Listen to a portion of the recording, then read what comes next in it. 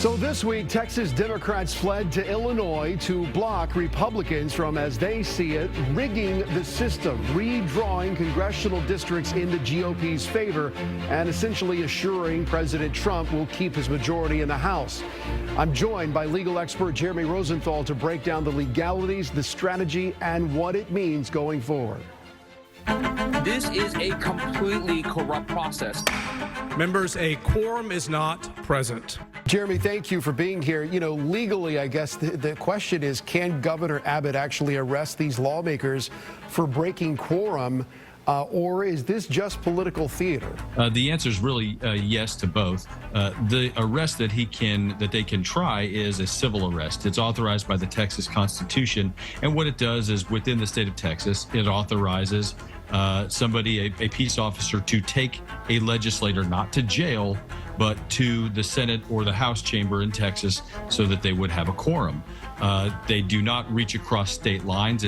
It's not a criminal warrant, which could trigger the full faith and credit clause. So knowing that the Democrats are in Illinois, knowing that they've got an uncooperative governor or any types of local officials that are up there, it's pretty well understood that this is theater. It's an arrest warrant or a warrant in name only. Well, could Governor Abbott face legal pushback? Could this actually escalate like everything else seems to be doing these days, where it winds up in the Supreme Court? Or do you never see it going that far and, you know, the adults take over and this thing gets resolved in some way? This is the third time that the Texas Democrats have broken quorum within the last 15 years. Each time it's been sort of resolved on its own, which I think probably is what happens here. Our representatives in Texas are not full-time. Our legislator only meets once every 2 years for a certain amount of time. These are people who run businesses. They run restaurants. They run insurance companies. They're lawyers. They're doctors. They're in the community, and there's only so long that they can be away from home because they have bills and mortgages to pay. Yeah. Ultimately, that's probably why Governor Abbott can wait them out. Yeah, same here in Florida. It works the same way, as I'm sure it does in all 50 states. But what's the end game here for Democrats? Are they just delaying the inevitable? Can this tactic actually stop redistricting? I'm just wondering where they see this winding up for them.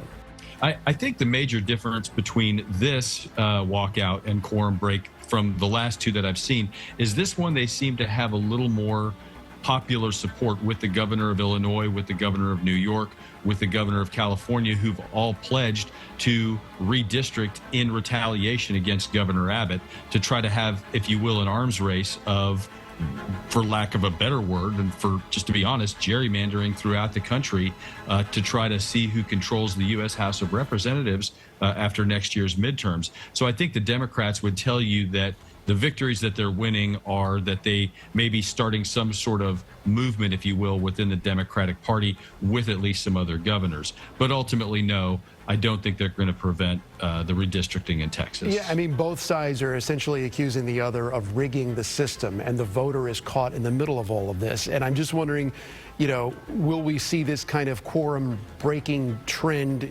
spread with, say, Republican lawmakers leaving California over a similar kind of battle? Because Governor Newsom has said there he may bypass their procedures on that independent commission and just straight out redraw the lines in California to counteract what Texas is doing.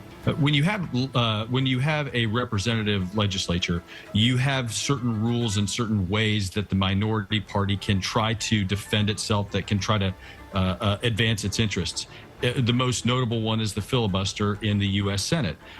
Anytime you're going to fiddle with that and threaten that, the nuclear option, anytime you're going to do that, you have to really consider the long-term ramifications of eliminating a tactic like that.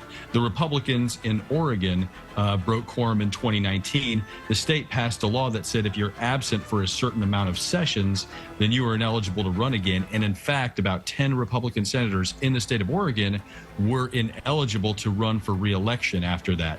So there could be a scenario where Texas put some teeth behind this type of tactic going forward.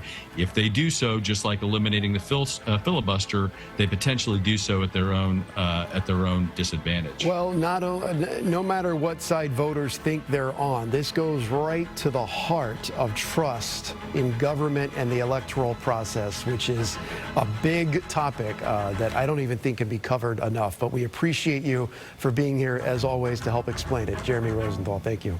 Thank you, Paul.